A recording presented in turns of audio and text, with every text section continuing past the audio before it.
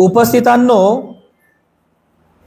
वर्षावासकालीन प्रवचन मालिकेच्या अंतर्गत आतापर्यंत आपण विविध ऐतिहासिक विषयांना अभ्यास करण्याचा प्रयत्न केला। बौद्ध धम्माचा इतिहास काय आहे हे समजून घेण्याचा प्रयत्न केला। यामध्ये सर्वात एक महत्त्वाचा विषय आपण घेतला होता बुद्ध धम्म संघाचा इतिहास। बुद्ध धम्म आणि संघ हे तीन रत्न कसे तयार झाले बौद्ध संस्कृतीमध्ये। या तीन रत्नांना शरण जाण्याची परंपरा, पुन्हा द्वितीयंपी शरण जाणे, पुन्हा तृतीयंपी शरण जाणे, म्हणजे तीन वेळेस शरण जाण्याची परंपरा कशी तयार झाली, या सर्व बाबींचा तात्विक इतिहास आपण मागील धम्मदेशनेमध्ये बघितलेला आहे। म्हणजे भिक्षू असो की भिक्षुणी असो, कोणी तुमच्यासारखा बौद्ध उपासक असो की उपासिका असो, त्या प्रत्येकाला बुद्ध धम्म संघाला शरण जावं लागतं। शरण जावं लागतं म्हणजे काय? आपण जे शरणं गच्छामी म्हणतो, शरण जाणे म्हणजे गुलाम होणे नाही, शरण जाणे म्हणजे अनुसरण करणे। तो प्रॉपर त्याचा अर्थ आहे की मी बुद्धाचं अनुसरण करतो, मी धम्माचं अनुसरण करतो, मी संघाचं अनुसरण करतो। पुन्हा दुसऱ्यांदा म्हणतो आपण बुद्ध धम्म संघाचं मी अनुसरण करतो, पुन्हा तिसऱ्यांदा म्हणतो आपण मी बुद्ध धम्म संघाचं अनुसरण करतो। आणि अशा पद्धतीने आपण तीन वेळेस बुद्ध धम्म आणि संघ या तीन रत्नांचं अनुसरण करण्याचं अधिष्ठान या त्रिशरणामध्ये आपण करीत असतो। या सोबत सोबत या त्रिशरणाचा इतिहास सुद्धा आपण बघितला। हे जी त्रिशरण आहेत, या त्रिशरणाची जी आपण गुणवंदना म्हणतो, रोज सकाळच्या सत्रामध्ये तुम्ही गुणवंदना म्हणता, ज्याला आपण त्रिरत्न वंदना म्हणतो, ज्यामध्ये आपण बुद्धाची वंदना म्हणतो, धम्माची वंदना म्हणतो, संघाची वंदना म्हणतो, बरोबर आहे। या वंदनेमध्ये तुम्ही बुद्धाच्या गुणांचा गौरव करता, धम्माच्या गुणांचा गौरव करता आणि संघाच्या गुणांचा गौरव करता, त्याला वंदना असं म्हणतात। म्हणजे हा कोणता मंत्र जप नाही आहे जे तुम्ही सकाळच्या सत्रात धम्म संस्कारामध्ये करता, ते कोणता पूजापाठ नाही आहे की पूजापाठ केल्यानं माझं भलं होईल, बुद्ध खुश होतील आणि माझं भलं करतील, हा उद्देश त्यामागचा नाही आहे।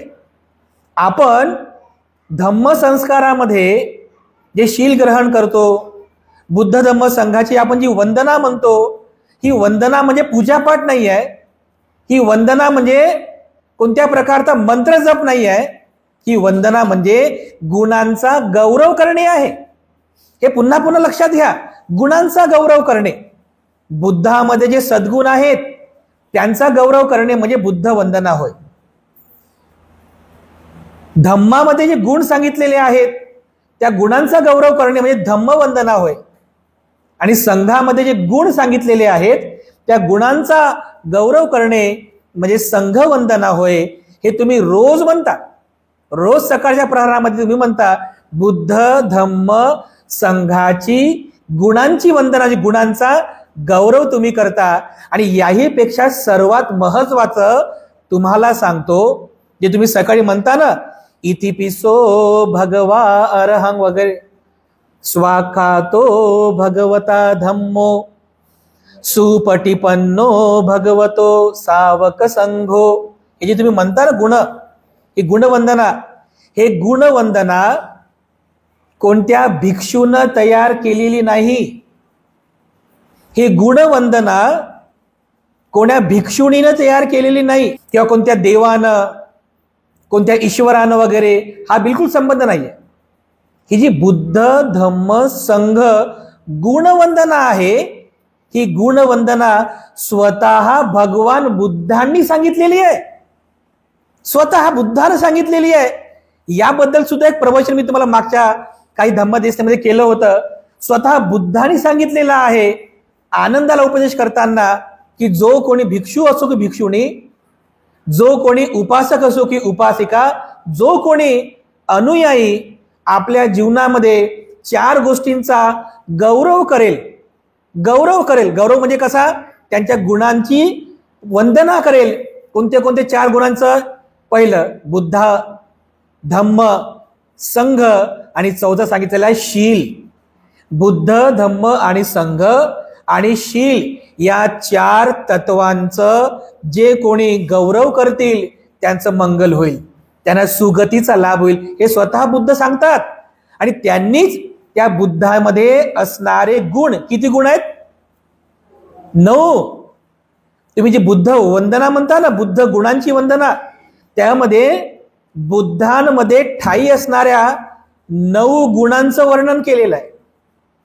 तुम्ही जी धम्मवंदना म्हणता, स्वाखातो भगवता धम्मो, यामध्ये धम्मामध्ये ठायी असणारे 6 गुणांचा गौरव केलेला आहे. तुम्ही जी संघवंदना म्हणता, त्या संघवंदनेमध्ये संघामध्ये ठायी असणारे 9 गुण, अशा 9 गुणांचा गौरव केलेला आहे.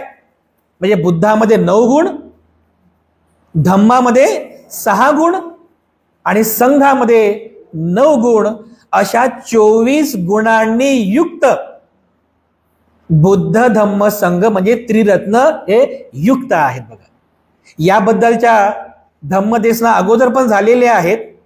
मला वाटते मागच्याही, मला वाटते 37 बोधिपाक्षीय धम्माच्या त्याच्या अगोदरची प्रवचन मालिका होती आपल्या दैनंदिन बौद्ध संस्कार विधीच्या संदर्भात. त्यावेळेस मात्र आपण बुद्ध गुणांचा अगदी सुस्पष्टपणे आपण सविस्तरपणे आपण बघितलं होतं.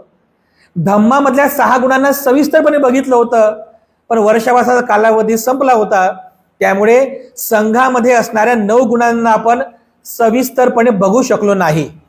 अशा 24 गुणांना आपण आज जाणून घेणार. विशेषतः म्हणजे विशेष आजची धम्मदेशना यासाठीच आहे, बुद्ध धम्म संघातील 24 गुण कोणते, जे शब्द तुम्ही रोज म्हणता त्या शब्दाचा प्रॉपर अर्थ काय आहे, त्या अर्थाचं स्पष्टीकरण, त्याच्यामध्ये कोणता मतीत अर्थ लपलेला आहे, हे आपण थोडं थोडं म्हणजे त्या गुणांप्रमाणे गुणेसूद आपण ते जाणून घेण्याचा प्रयत्न करूया. ते जाणून घेणं यासाठी महत्वाचं आहे, कारण हे बुद्ध धम्म संघाच्या गुणांचा वंदना स्वतः बुद्धाने केलेली आहे. जसं तुम्ही बुद्ध पूजा म्हणता ना, वन्न गंध गुणोपेतं, ऐक नाही, त्यानंतर घनसारपदीतेन सुगंधिकाय वदन बुद्ध धम्म च संघ सुगतत, ही जी बुद्ध पूजा आहे, बुद्ध पूजा, पुष्पपूजा, त्यानंतर दीपपूजा, त्यानंतर सुगंधी पूजा, त्यानंतर चैत्य पूजा,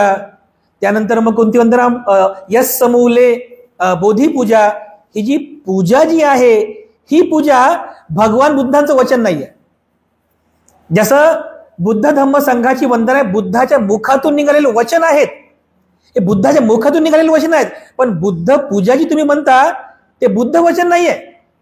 श्रीलंकेमध्ये भिक्षूंनी चर्चा करून, तयार करून, म्हणजे त्या सगळ्या गोष्टी चर्चा करून ही बुद्ध पूजा तयार केलेली आहे.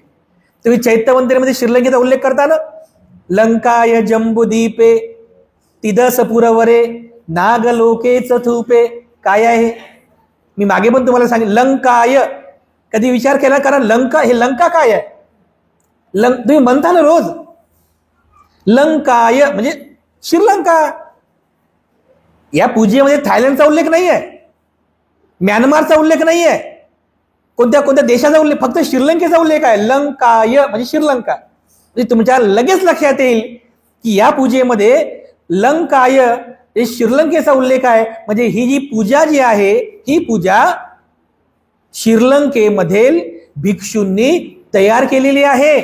जेव्हा बाबासाहेब आंबेडकर सुद्धा श्रीलंकेला गेले होते, का बाबासाहेबांना बौद्ध पूजापाठ नावाचं पुस्तक प्रिंट करायचं होतं आपल्या लोकांसाठी, तर हे बौद्ध संस्कार कसे असतात हे प्रत्यक्ष बघण्यासाठी बाबासाहेब आंबेडकर श्रीलंकेला गेले. अनुराधापूरच्या एका पेरिया बुद्ध विहारामध्ये, तिथे जाऊन त्यांनी तिथल्या भिक्षूंची म्हणजे ते पद्धत कशी आहे, ती बुद्धाची पूजा कशी करतात, वंदना कशी करतात, हे स्वतः बाबासाहेबांनी ते बघितलं.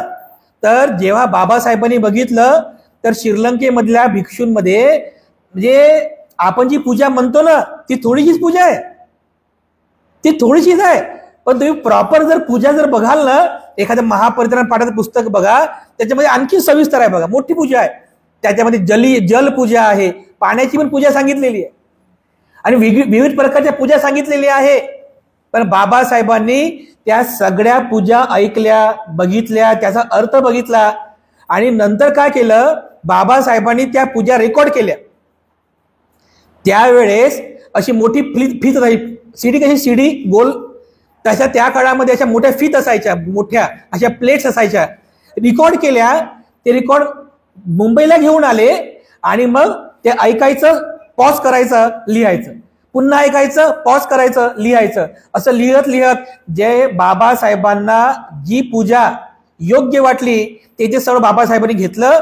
आणि ज्याच्यामध्ये समजा काही गोष्टी ह्या म्हणजे थोड्याशा अंधश्रद्धेकडे झुकणाऱ्या आहेत, अशी पूजा बाबासाहेबांनी घेतली नाही. काही फक्त पुष्पपूजा, दीपपूजा, धूपपूजा, चैत्यपूजा असे काही भाग महत्वाचे घेतले. पूर्ण त्रिरत्न वंदना घेतली, संकल्प, त्यामध्ये मग पुन्हा रथसूत्र पण घेतलेला आहे. या सगळ्या गोष्टी व्यवस्थित तयार केल्या आणि त्याचं प्रिंट करून सिद्धार्थ कॉलेजच्या प्रकाशनाद्वारे ते पुस्तक प्रकाशित केलं 1954 मध्ये. त्या पुस्तकाचं नाव आहे बौद्ध पूजा पाठ. आज पण ते पुस्तक म्हणजे आहे, उपलब्ध आहे ते पुस्तक. बाबासाहेबांनी स्वतः त्याचं संकलन केलं, त्याचं निरीक्षण केलं आणि स्वतः संकलन निरीक्षण करून ते बौद्ध पूजा पाठ नावाचं पुस्तक तयार केलं. त्याच्यामध्ये पण बाबासाहेबांनी आपण जी तुम्ही बुद्ध पूजा म्हणता ना सकाळच्या सत्रामध्ये, ते सर्व बुद्ध पूजा सांगितलेली आहे. जी तुम्ही त्रिरत्न वंदना म्हणता ती त्रिरत्न वंदना सांगितलेली आहे. त्यानंतर संकल्प, इमाय धम्मानु धम्मपटिपत्या हे सांगितलेलं आहे. रतन सुत्त सुद्धा सांगितलेलं आहे आणि सरते शेवटी लिहिलेलं आहे ओम मनी पद्मे हुम, टिबेटियन मंत्र बुद्धाचा. हे सगळं बाबासाहेबांनी त्या बौद्ध पूजा पाठ संस्कार विधीमध्ये त्या पुस्तकात लिहिलेलं आहे.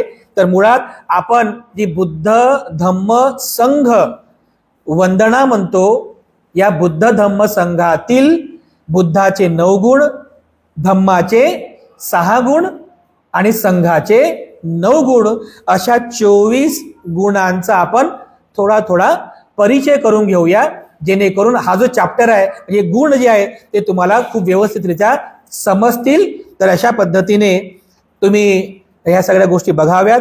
तर बुद्धामध्ये 9 गुण सांगितलेले आहे. त्या 9 गुणांची वंदना तुम्ही रोज सकाळी म्हणता. इतिपिसो भगवा अरहं सम्मा संबुद्धो विद्या चरण संपन्नो सुगतो लोकविदु अणुत्तरो पुरीस धम्म सारथी सत्था देव मनुष्यानल बुद्धो भगवाती. भगवान बुद्धांच्या गुणांचा गौरव या बुद्ध वंदनेमध्ये केलेला आहे. काय म्हणता तुम्ही पाली गाथेमध्ये त्याचा मराठी अर्थ इति पिसो.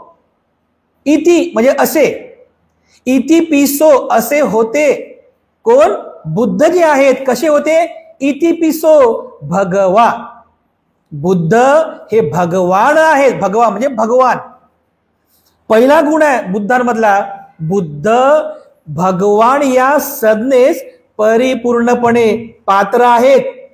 आता भगवान शब्द म्हटला की आपल्याला दुसरेच भगवान आठवतात, कारण आपल्या डोक्यामध्ये हे रॉंग नंबर घुसलेले आहेत ना. 4 हाताचे, तोंड सुजलेले, हवेमध्ये उडणारे, व्रत करणारे, वरदान देणारे वगैरे वगैरे, आहे की नाही. भगवान म्हटलं की आपल्या डोक्यामध्ये तेच येते बघा. परंतु भगवान या शब्दाचा अर्थ वेगळा आहे. भगवान, भगवान या शब्दामध्ये सांगितलं की भगवान म्हणजे काय? भग म्हणजे भग्न करणे, नष्ट करणे. वान म्हणजे विकार. ज्याने आपल्या चित्तातील वान भग्ग केला तो भगवान झाला. ज्याने आपल्या चित्तातील राग भग्ग केला तो भग्ग राग झाला. ज्याने आपल्या चित्तातील द्वेष नष्ट केला तो भग्ग देसो झाला. ज्याने आपल्या चित्तातील मोह नष्ट केला तो भग्ग मोह झाला. ज्याने सगळे विकारच नष्ट केले सगळं वान नष्ट केला तो भगवान झाला. आणि या अर्थानुसार केवळ आणि केवळ भगवान बुद्धच हे भगवान या संज्ञेस पात्र आहेत. पण जे लोभामध्ये गुंतलेले आहेत, जे द्वेषामध्ये गुंतलेले आहेत, जे मोहामध्ये गुंतलेले आहेत, त्यांना भगवान म्हणणं योग्य आहे का? नाही. पण आपल्याकडे उलट झालेलं आहे. उलट हे उलट्याचं सिद्ध करायचं काम आपल्याला करायचं आहे. जे उलट झालेलं आहे ना त्याला सिद्ध म्हणजे सरळ करण्याचं काम आपल्याला करायचं आहे. भगवान या शब्दाचा प्रॉपर अर्थ समजून घ्या. म्हणून जर कोणी कन्फ्युजन करत असेल की नाही बुद्ध हे भगवान नाही आहेत, अरे भगवान नाही आहे ते तुमच्या डोक्यातला अर्थ वेगळा आहे. भगवान या शब्दाचा अर्थ तुम्ही जाणून घेतला पाहिजे. म्हणून काही लोक जे असे समजतात ना, तर आता बाबासाहेब आंबेडकरांनी जे बुद्धा अँड इज धम्मा हे पुस्तक जे प्रिंट केलं होतं त्याचं जे पहिलं प्रकाशन झालं होतं हिंदीमध्ये, आनंद कौशल्यायन यांनी केलं होतं. त्या हिंदीच्या पुस्तकाचं टायटल सुद्धा होतं भगवान बुद्ध और उनका धम्म. आनंद कौशल्यायन यांनी भगवान शब्द वापरलेला आहे, भगवान बुद्ध और उनका धम्म. पण काही पुस्तकं बघा त्याच्यामध्ये भगवान शब्द वापरलाच नाही, बुद्ध आणि त्यांचा धम्म असंच म्हणतात. बुद्ध आणि त्यांचा धम्म. अरे भगवान शब्दाला विरोध का करता?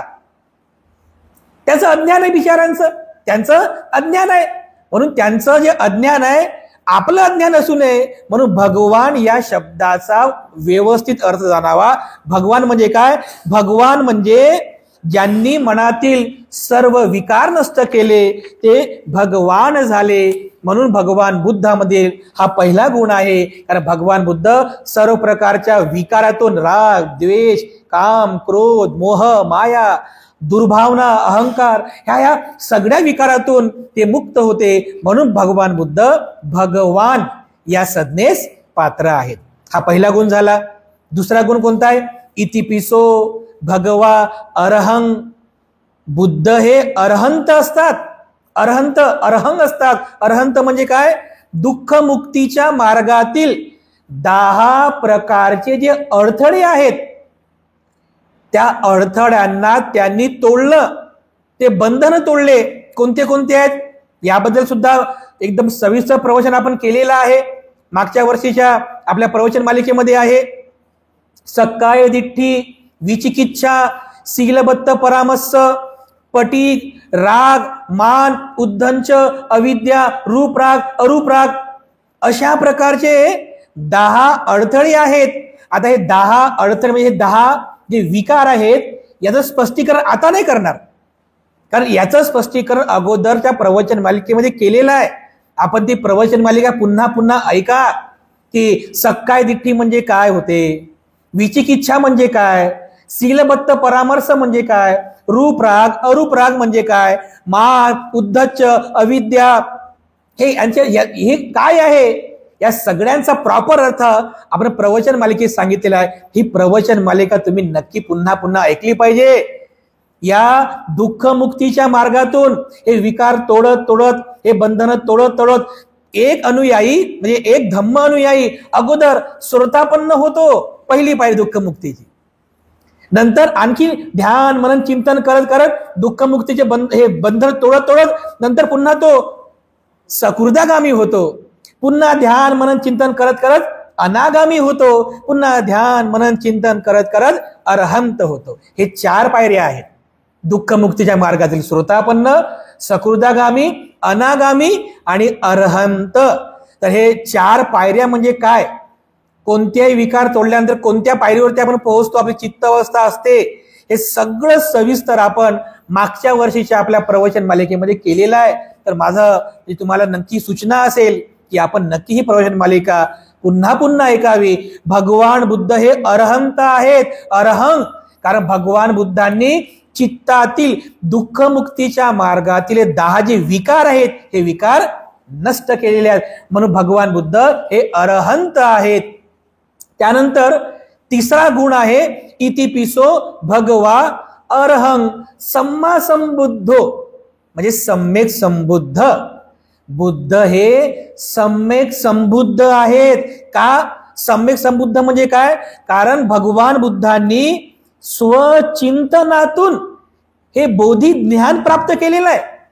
म्हणजे आपल्याकडे जे दाखवतात ना की कोणीतरी तपश्चर्या करायला बसला झाडाखाली एखाद्या दगडावर, त्याच्या तपश्चर्याला बघून हाहाकार झाला स्वर्गामध्ये.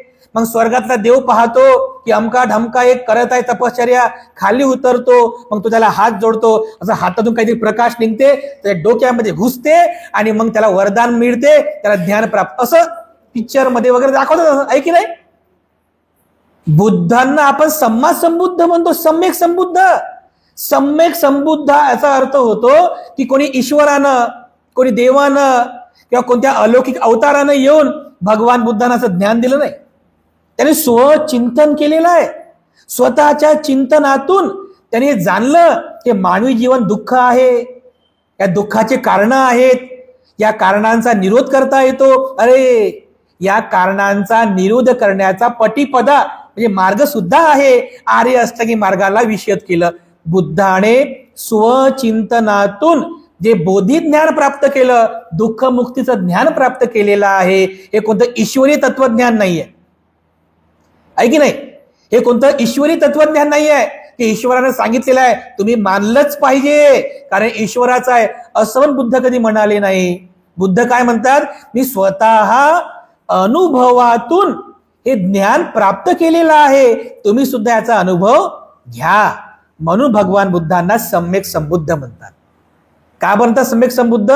कारण त्यांनी स्वचिंतनातून हे दुःख मुक्तीचं बोधीचं ज्ञान प्राप्त केलेलं आहे. म्हणून भगवान बुद्धांमधला हा तिसरा गुण आहे.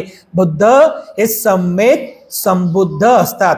त्यानंतर चौथ्या प्रकारचा गुण आहे इतिपिसो भगवा अरहं सम्मा संबुद्धो विद्याचरण संपन्नो. विद्याचरण, विद्या आणि आचरणाने भगवान बुद्ध हे युक्त असतात. किती प्रकारच्या विद्या आहेत विसरले तुम्ही? मागच्या वर्षी सांगितलेलं सर्व 8 प्रकारच्या विद्या आहेत. ते परवा तुम्ही ऐका पुन्हा. हे कोणत्या 8 विद्या आहेत ते सविस्तर सांगितलेलं आहे. 8 प्रकारच्या विद्या आणि 15 प्रकारचं आचरण सांगितलेलं आहे. 15 प्रकारचे आचरण आहेत. या 8 विद्या आणि 15 प्रकारच्या आचरणांमध्ये भगवान बुद्ध युक्त असतात. म्हणून म्हटलेलं आहे विद्याचरण, विद्या आणि आचरणाने युक्त आहेत. आता ह्या 8 कोणत्या विद्या आहेत आणि 15 प्रकारचे आचरण कोणती आहेत यासाठी तुम्हाला मागच्या वर्षीची प्रवचन मालिका ऐकावी लागेल. आता पुन्हा पुन्हा आम्ही काही सांगू शकत नाही कारण तेवढं आपल्याकडे वेळ पण नाही आहे. म्हणून युट्यूब आहे आपलं, सगळे प्रवचन अजून ज्या आहेत ते प्रवचन पुन्हा पुन्हा ऐका. आपल्या ज्ञानामध्ये वृद्धी करा, ज्ञानवर्धन करा, अज्ञान दूर करा. अशा प्रकारे बघा हा चौथा गुण सांगितलेला आहे. बुद्ध हे विद्या आणि आचरणाने युक्त असतात. त्यानंतर 5वा गुण सांगितलेला आहे इतिपिसो भगवा अरहं सम्मा संबुद्धो विद्याचरण संपन्नो सुगतो. बुद्ध हे सुगतीला प्राप्त झालेले आहेत. म्हणजे बुद्ध या सर्व प्रकारच्या विकारातून मुक्त झालेले आहेत. तर जिवंतपणी पण सुगतीलाच प्राप्त झालेले आहेत. आणि जेव्हा बुद्ध हे मृत्यूला प्राप्त होतात तर बुद्ध कधी दुर्गतीला जात नाहीत. कारण मरतानी सुद्धा बघा, म्हणजे हे फार डीप तत्वज्ञान आहे की एखादा व्यक्ती जर मृत्यू समयी जर लोभयुक्त चित्ताने मरत असेल, रागयुक्त चित्ताने मरत असेल, द्वेषयुक्त चित्ताने मरत असेल तर अशा चित्त अवस्थेमध्ये मृत्यू जर आला तर त्याला सुगतीचा लाभ होत नाही. बघा, त्याला दुर्गती प्राप्त होत असते. पण मृत्यू समयी तुमचं चित्त सावध आहे, जागृत आहे आणि त्या सावध चित्त अवस्थेमध्ये जर तुम्ही मृत्यू स्वीकार केला, तुम्ही मृत्यूला प्राप्त झालात तर तुम्हाला सुगतीचाच लाभ होईल, दुर्गती मिळत नाही. बुद्ध हे सुगतो आहेत, सुगतीला प्राप्त झालेले आहेत. कारण बुद्धाने त्या सगळ्या विकारांना जिंकलं ना. बुद्धाचं चित्त हे सगळ्या विकारातून मुक्त झालेलं होतं. म्हणून जिवंतपणी पण भगवान बुद्ध सुगतीला प्राप्त झाले आणि मृत्यूच्या नंतर सुद्धा बुद्ध हे सुगतीलाच प्राप्त होतील. म्हणून बुद्धामधला हा 5वा गुण आहे सुगतो. 6वा गुण सांगितलेला आहे लोकविदु इतिपिसो भगवा अरहं सम्मा संबुद्धो विद्याचरण संपन्नो सुगतो. लोकविदु, लोकविदु म्हणजे लोक म्हणजे हे आपलं हे जे लोक आहे ना, हे आपलं जे लोक आहे या लोकांमधले ते विदू आहेत. विदू म्हणजे विद्वान किंवा विदू म्हणजे विद. विद म्हणजे ज्ञान असणे. विदचा अर्थ काय होतो? विद. आपण म्हणतो ना विद्वान शब्द आपण विद्वान. विद याचा अर्थ होतो ज्ञान. लोकांतराचं ज्ञान त्यांना असतं. म्हणजे एखादा व्यक्ती हा कोणत्या गतीला प्राप्त होणार आहे हे बुद्ध जाणतात.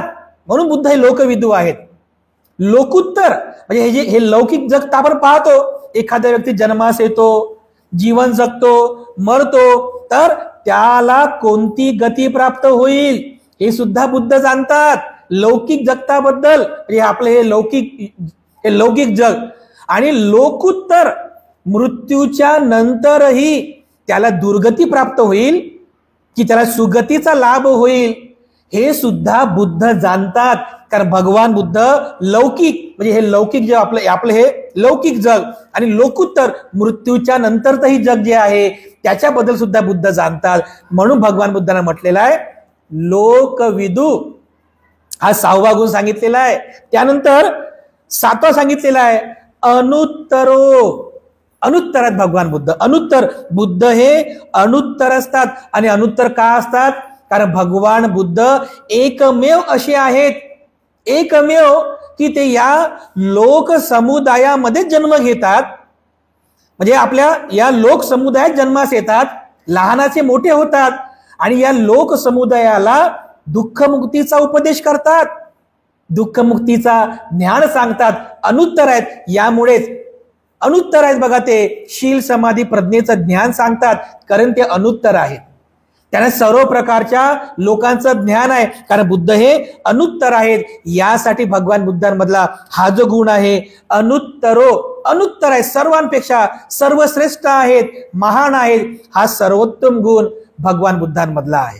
त्यानंतर 8वा गुण सांगितलेला आहे पुरीस धम्म सारथी. तुम्ही कधी कधी उच्चार करताना पुरीस धम्म सारथी म्हणता. ते धम्म सारथी शब्द नाही आहे, दम्म सारथी शब्द आहे. दम्म, दम्म म्हणजे दमन करणे. दमन करणे म्हणजे काय? जसं एखादा माहूत एवढा बलाढ्य हत्तीचं बघा दमन करतो की नाही.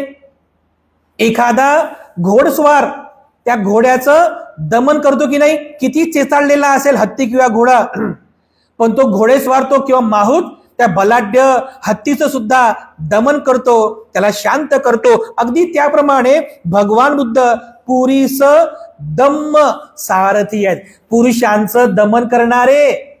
म्हणजे एखादा जर पुरुष एकदम रागावलेल्या अवस्थेमध्ये आला, एकदम चेताळलेल्या अवस्थेमध्ये आला असेल ना, तर बुद्धाजवळ आला की तो बरोबर शांत होतो. ते बुद्ध त्याचं दमन करतात. आणि दमन कसं करतात? जसं आम्रपालीचं दमन केलं, किसा गौतमीचं दमन केलं, पटाचाराचं दमन केलं की नाही. म्हणजे जे लोक दुःखी आहेत, जे लोक दुःखी आहेत अशा दुःखी शोषित लोकांचं दमन म्हणजे त्यांना शांत करतात, त्यांना सुखी बनवण्याचा मार्गाचा उपदेश करतात. म्हणून भगवान बुद्धांमधला हा 8वा गुण आहे. बुद्ध पुरीस दम्म सारथी आहेत, पुरुषांचं दमन करणारे सारथी भगवान बुद्ध आहेत. 9वा गुण आहे पुढचा गुण. त्यामुळे सत्ता देव मनुष्यानं. सत्ता म्हणजे शास्ता, देव मनुष्यानं देव आणि मनुष्यांचे भगवान बुद्ध हे शास्ता आहेत. शास्ता म्हणजे कल्याण मित्र, आपलं कल्याण करणारे, आपले हित साधणारे. अगदी याप्रमाणे आपले आणि देवता लोकांची सुद्धा बुद्ध हे कल्याण मित्र आहेत बघा. म्हणजे लोकहिताचं ते म्हणजे आपल्या सर्व लोक समुदायाचे बुद्ध हे कल्याण मित्र असतात. कारण ते तुम्हाला कल्याणाचा मार्ग सांगतात, दुःखमुक्तीचा मार्ग सांगतात. मग जे लोक तुम्हाला दुःखमुक्तीचा मार्ग सांगतात ते तुमचे कल्याण मित्र झाले ना. भगवान बुद्ध हे लोक समुदायाचे आणि देवता लोकांचे सुद्धा कल्याण मित्र आहे. म्हणून म्हटलेलं आहे सत्ता देव मनुस्सानं, असे हे 9 गुण सांगितलेले आहेत. इतिपिसो भगवा अरहं सम्मा संबुद्धो विद्या चरण संपन्नो सुगतो लोकविदु अनुत्तरो पुरीस धम्म सारथी सत्ता देव मनुस्सानं बुद्धो भगवाती. अशा 9 गुणांनी युक्त भगवान बुद्ध आहेत बघा. या 9 गुणांची आपण रोज वंदना करतो. भगवान बुद्धाने जो धम्म सांगितला, दुःखमुक्तीचा मार्ग सांगितला, त्याचे पण 6 गुण सांगितलेले आहे. त्या पण 6 गुणांची तुम्ही वंदना म्हणता. कशी वंदना म्हणता?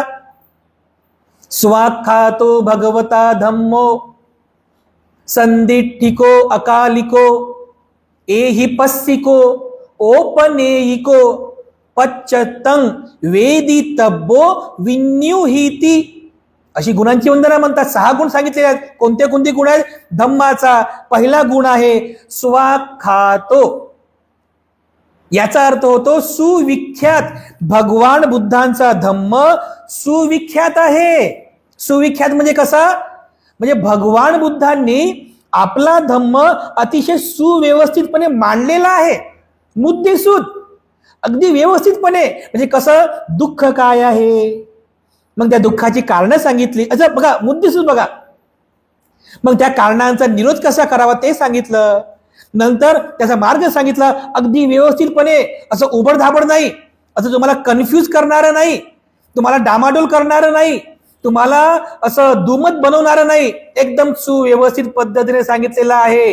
कोणती शंका नाही, कोणता डाऊट नाही, एकदम क्लिअर, सुव्यवस्थित आहे. बुद्धाने आपला धम्म सुव्यवस्थितपणे आख्यायित केलेला आहे, उपदेशित केलेला आहे. त्यालाच म्हणतात स्वाख्यातो. म्हणजे बुद्धाचा धम्म हा सुआख्यात आहे, पहिला गुण. दुसरा, स्वाख्यातो भगवता धम्मो संदिठ्ठिको. हे पाली शब्द आहेत बरे. संदिठ्ठिको, दिठ्ठी, दिठ्ठी म्हणजे दृष्टी. दिठ्ठी म्हणजे दृष्टी. दृष्टी म्हणजे हे 2 डोळ्याची दृष्टी नाही. दृष्टी याचा अर्थ होतो म्हणजे तुम्ही आता जर आचरण केलं तर या आचरणाचं फळ आताच याच जीवनामध्ये तुम्हाला प्राप्त होते. म्हणजे मी आता आचरण करतो आणि मेल्यानंतर पुढच्या जन्मात मला ते प्राप्त होईल असं नाही आहे. काय? बुद्धाचा धम्मा संदिठ्ठिको आहे. अगदी याच जन्मात तुम्ही आचरण करा. आचरण करता करता करता करता जर तुम्ही खरंच श्रद्धापूर्वक जर आचरण केलं, तुम्ही याच जन्मामध्ये दुःख मुक्तीच्या मार्गावर आरूढ होऊ शकता, श्रोतापन्न होऊ शकता, फळ आहे ते. सकृदागामी होऊ शकता, ते फळ आहे. अनागामी पण होऊ शकता, अरे अरहंत सुद्धा होऊ शकता.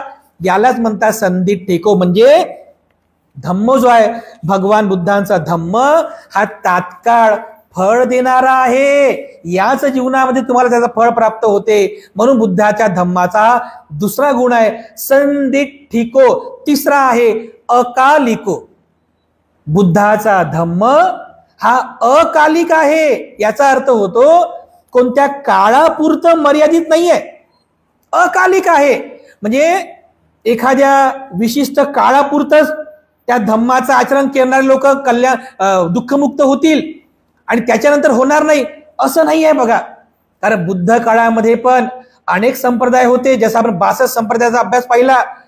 काही संप्रदाय हे नष्ट झाले कारण ते काही काळापुरते होते. काही संप्रदाय एकदम नष्ट होऊन गेलेले आहेत. पण बुद्धाचा धम्म बघा, बुद्ध काळामध्ये सुद्धा तेवढाच कल्याणकारी होता, आज सुद्धा तेवढाच कल्याणकारी आहे. कारण बुद्धाचा धम्म हा कोणत्या विशिष्ट काळापुरता मर्यादित नाहीये, अकालिक आहे. अनादि काळापर्यंत, जोपर्यंत मनुष्य लोक आहे तोपर्यंत जेव्हा जेव्हा लोक या धम्माचं आचरण करतील, या धम्म तुमच्यासाठी कल्याणकारकच ठरणारा आहे. त्यालाच म्हणतात अकालिको. बुद्धाचा धम्म हा अकालिक आहे. चौथा गुण सांगितलेला आहे एहि पस्सिको. एहि पस्सिको म्हणजे काय? या. आणि पस्सिको म्हणजे पहा. काय पहा? पहा म्हणजे प्रत्यक्ष अनुभव घ्या. म्हणजे यामधून बुद्धाने तुम्हाला स्वातंत्र्य दिलेलं आहे. धम्मामध्ये बुद्धीचं स्वातंत्र्य आहे.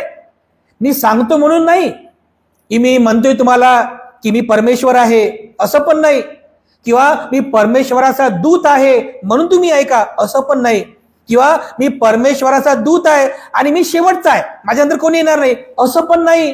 बुद्ध काय म्हणतात? मी केवळ महामाया आणि शुद्धोधनाचा एक औरस पुत्र आहे, तुमच्यासारखाच आहे, पण मी स्व अनुभवातून ध्यान मनन चिंतन करून या धम्माचा शोध लावलेला आहे, हे बोधी ज्ञान प्राप्त केलेला आहे, माझा अनुभव आहे.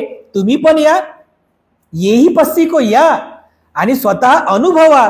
मी सांगतो म्हणून नव्हे, स्वतः तुम्ही अनुभवा. हे बुद्धानं दिलेलं बुद्धी स्वातंत्र्य आहे. एही पस्तिको धम्मामधला हा सर्वोत्तम तुमचा गुण आहे बघा, सर्वोत्तम गुण आहे एही पस्तिको. त्यानंतर 5वा गुण सांगितलेला आहे ओपनेईको. तुम्ही कधी कधी चुकीचा उच्चार करता, ओपनाईको म्हणता, काही काही पुस्तकांमध्ये आहे, पण पाली व्याकरणाचा जर अभ्यास केला तर ओपनाईको हा शब्द चुकीचा आहे. तो शब्द आहे ओपनेईको. नेईको म्हणजे नेणारा. ओप ओप म्हणजे समोरची किंवा वरची दिशा, समजलं? ओप म्हणजे काय? वरची दिशा. नेईको म्हणजे नेणारा. बुद्धाचा धम्म तुम्हाला नेहमी वरच्या दिशेने नेणारा आहे. वरच्या दिशेने म्हणजे काय? वरती नाही बरं, वरच्या दिशेने म्हणजे काय? हा बुद्धाचा धम्म तुम्हाला नेहमी दुःख मुक्तीच्या मार्गाकडेच घेऊन जाणार आहे. म्हणजे तुम्ही जर श्रोतापन्न झाले, पुन्हा सकृतगामी, पुन्हा अनागामी, पुन्हा अरहंत, म्हणजे बुद्धाचा धम्म हा ओपनेईको नेहमी तुम्हाला पुढं आणि पुढंच घेऊन जाणारा आहे, कधी मागे आणणार नाही. हा सर्वोत्तम गुण आहे धम्मामधला. ओपनेईको शब्द प्रॉपर उच्चार करावे आपण. ओपनेईको, बुद्धाचा धम्म हा ओपनेईको म्हणजे नेहमी पुढच्या दिशेने घेऊन जाणारा आहे. एका जणांनी याचा अर्थ लिहिला, ओपनेईको म्हणजे बुद्धाचा धम्म हा ओपन आहे म्हणे. सांगा, बुद्धाचा धम्म हा ओपन आहे म्हणजे सर्वांसाठी. अरे बुद्धाचा धम्म सर्वांसाठी आहे, बरोबर आहे, पण ओपनेईको कुठं? पाली शब्द तो इंग्लिशचा शब्द, कुठं कुठं लावला आपण? कुठे जोडायचं? अभ्यास नाही, काही नाही. हे आपण अभ्यास केला पाहिजे बघा. ओपनेईको म्हणजे काय? बुद्धाचा धम्म हा नेहमी तुम्हाला समोर समोर आणि समोरच घेऊन जाणार आहे, दुःखमुक्तीच्या मार्गाकडे घेऊन जाणार आहे. तो गुण आहे 5वा ओपनेईको. त्यानंतर 6वा गुण आहे पच्चतं वेदी तब्बो विन्युहिती. हे शब्द प्रॉपर शब्द उच्चारायचे आपण. पच्चतं वेदी तब्बो विन्युहिती, नाकातून उच्चार आला पाहिजे बघा. विन्युहिती. पच्चतं म्हणजे प्रत्येकाला. वेदी, वेदी म्हणजे वेद, वेद म्हणजे ज्ञान, स्वतःच्या ध्यानावर, स्वतःच्या बुद्धिमत्तेवर. पच्चतं वेदी तब्बो विन्युहिती, तपासून पाहण्यासारखा आहे. म्हणजे तुम्ही स्वतःच्या बुद्धीला अनुसरून, म्हणजे स्वतःच्या बुद्धिमत्तेवर तुम्ही त्याचं निरीक्षण करू शकता, त्याची पडताळणी करू शकता.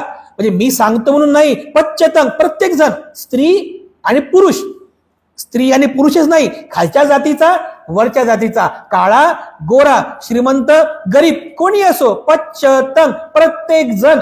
पच्चतं वेदी तब्बो आपल्या बुद्धिमत्तेवर, आपल्या बुद्धीला अनुसरून, विन्युहिती तपासून पाहू शकतो.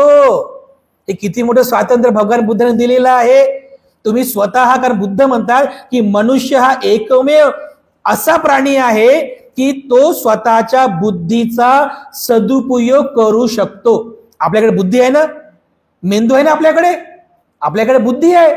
तर या बुद्धीचा आपण सदुपयोग केला पाहिजे. बुद्धाचा धम्म हा आपल्या बुद्धीला सुसंगत आहे. बुद्धाचा धम्म हा विज्ञानवादी आहे आणि म्हणूनच बुद्धाच्या धम्मामधला हा 6वा सर्वश्रेष्ठ गुण आहे. कोणता? पच्चतं वेदी तब्बो विन्युहिती. प्रत्येक जण या बुद्धाचा धम्म आपल्या स्वतःच्या अनुभवावर तो त्याचं परीक्षण करू शकतो, स्वतःच्या अनुभवावर त्याचा तो पाहू शकतो. आणि म्हणून अशा प्रकारे धम्मामधला हा 6वा गुण सांगितलेला आहे. तर अशा धम्म 6 गुणांनी युक्त आहे. स्वाख्यातो भगवता धम्मो संदिठ्ठिको अकालिको एहि पस्सिको ओपनेयिको पच्चतं वेदितब्बो विन्युहीति. धम्माचे हे 6 गुण आहे. त्यानंतर संघामध्ये पण 9 गुण ठायी असतात. कोणते ते 9 गुण आहेत? आपण ते गुण वंदना म्हणत असतो रोज सकाळी धम्मसंस्कारामध्ये. कोणते ते 9 गुण आहेत?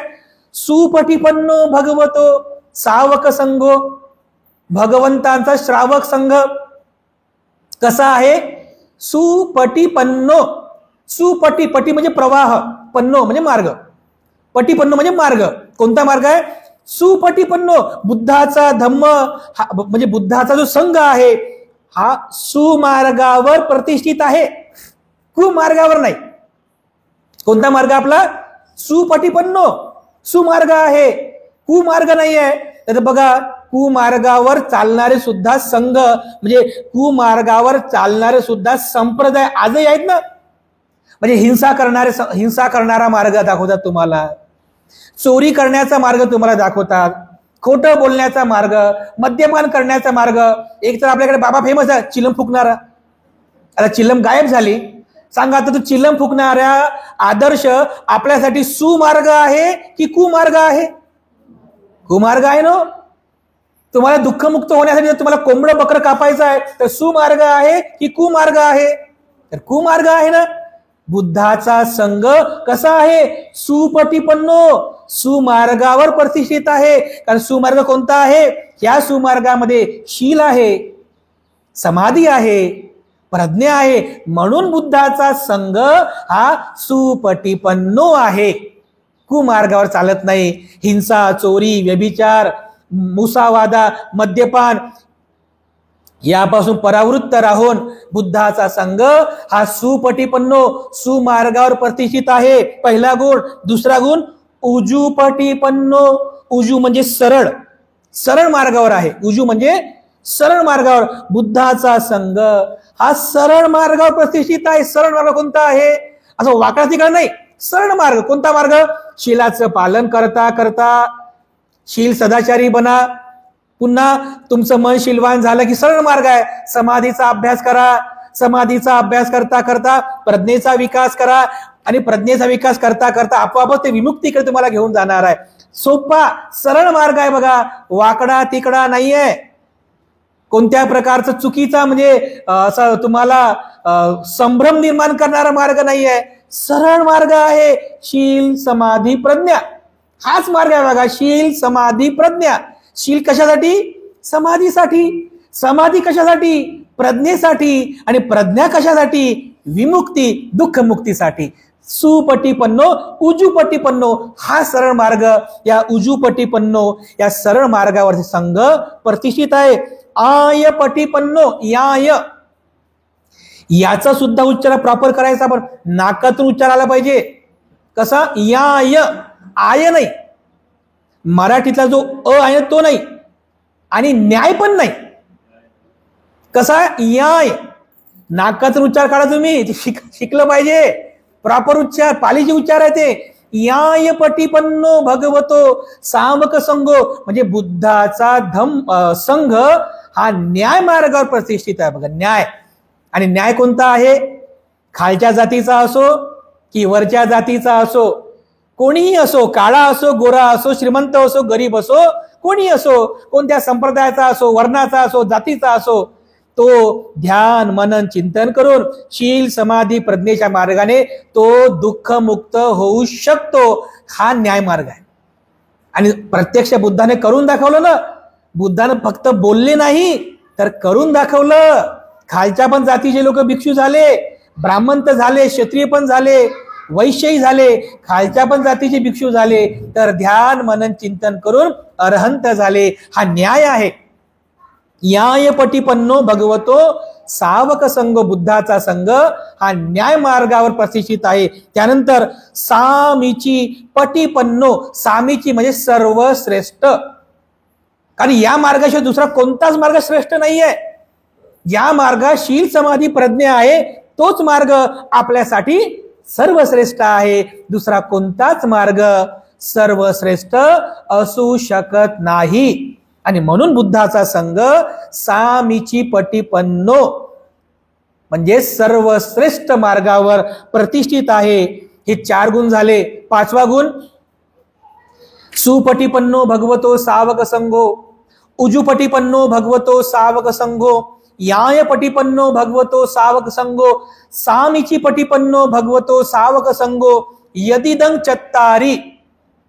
चत्तारी म्हणजे 4. अशा प्रकारे यदिदं चत्तारी पुरीस युगानी, पुरीस म्हणजे पुरुष, युगानी म्हणजे युग्म म्हणजे जोडी. चत्तारी युग्म आहेत. 4 प्रकारच्या जोड्या आहेत त्या संघामध्ये. 4 जोड्या म्हणजे किती? 8 लोक. अठ्ठ पुरीस पुग्गला, 8 प्रकारचे लोक तुम्हाला या संघामध्ये पाहायला मिळते. आता कोणते 8 लोक आहेत? कोणते 8 लोक? पहिलं श्रोतापन्न मार्गावर चालणारे, दुसरं श्रोतापन्न फळ प्राप्त केलेले, तिसरं सकृदागामी मार्गावर चालणारे, चौथं सकृदागामी फळ प्राप्त केलेले, 5वं अनागामी मार्गावर चालणारे, अनागामी फळ प्राप्त केलेले, 7वं अरहंत मार्गावर चालणारे आणि अरहंत फळ प्राप्त केलेले. अरे अठ्ठ पुरीस पुग्गला, हे 8 प्रकारचे पुरुष या संघामध्ये आहे, दुसरीकडे कुठेच नाही आहेत.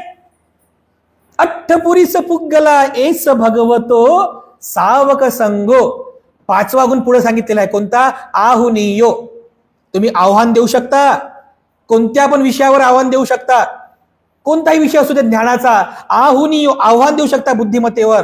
पाहुनियो पाहुणा म्हणजे जसं तुम्ही तुमच्या एखाद्या पाहुण्यांचा पाहुणचार करता. का करता? कारण तो नक्की त्या पात्रतेचा असेल ना. जर पात्रतेचा नसेल तर बेसन भाकरी खाऊ घाला, होय मला तिकडे, आहे की नाही? आणि खरं जर चांगला असेल तर रविवार सगळं करतात तुम्ही. पाहुनियो. पाहुनियो म्हणजे काय? पाहुणा बनून त्यांचा पाहुणचार करण्याचे ते पात्रतेचे आहेत. म्हणजे भोजनदान तुम्ही देऊ शकता, तेवढी त्यांची पात्रता आहे. दान पुण्य करू शकता, त्यांची तेवढी पात्रता आहे. पाहुनियो. दक्षिणीयो दान देण्यास योग्य आहे. कारण जो संघ या शील समाधी प्रज्ञेवर आरूढ आहे, हा संघ दान देण्यास किती पुण्यवान आहे. दक्षिणीयो अंजली करणीयो. 8वा गुण म्हणजे अंजली म्हणजे असं हात, याला अंजली म्हणतात. अंजली असं हात जोडून प्रणाम करण्याच्या पात्रतेचा आहे. अंजली करणीयो. अनुत्तरं आणि त्याच्यामुळेच बुद्धाचा संघ हा अनुत्तर आहे. कुठं अनुत्तर आहे? अनुत्तरो पुय्यं खेतं. पुय्य म्हणजे पुण्यकर्म, खेतं म्हणजे जमीन, शेती. हे पुण्यकर्म करण्याची शेती आहे. लोकसाती 31 प्रकारचे लोक भगवान बुद्धांनी सांगितलेले आहे. 31 प्रकारचे. त्याच्यामध्ये आपला एक मनुष्य लोक पण आहे. मनुष्य लोक, देवता लोक, ब्रह्मलोक, भरपूर काही आहे. ते 31 प्रकारच्या लोकांमध्ये एकमेव पुण्य जिथं तुमचं होते, दान दिलं ते पुण्य होईल, भोजन दिलं तर पुण्य होईल, चिवर दान दिलं तर पुण्य. अरे पुण्यच आहे जिथं तुम्ही पुण्य कर्माची शेती करू शकता. पुय्यं खेतं कोणता आहे? संघ आहे. कारण अनुत्तर आहे. अनुत्तरो पुय्यं खेतं लोकसाती. या 31 प्रकारच्या लोकांमध्ये पुण्य कर्म करण्याची शेती जर कोणता असेल तर हा संघ आहे, बुद्धाचा संघ आहे. हा 9वा गुण आहे. तर अशा प्रकारे संघाचे 9 गुण संघ वंदनेमध्ये आपण म्हणत असतो. या 9 गुणांची वंदना आपण करीत असतो. तर हे बुद्ध, धम्म आणि संघ, या बुद्ध धम्म संघातील 24 गुण आहेत. बुद्धाचे 9 गुण, धम्माचे 6 गुण आणि संघाचे 9 गुण. तर अशा प्रकारे बुद्ध, धम्म आणि संघ या 3 रत्नांच्या 24 गुणांची वंदना आपण नेहमी करावी. आणि बुद्धाचं वचनच आहे की जो कोणी अनुयायी, भिक्षू असो की भिक्षुणी असो, उपासक असो की उपासिका असो, जो कोणी बुद्ध धम्म संघ या 3 गुणांचा नेहमी नेहमी नेहमी नेहमी गौरव करत असेल तर त्याचं मंगलच होईल, त्याला सुगतीचाच लाभ होईल.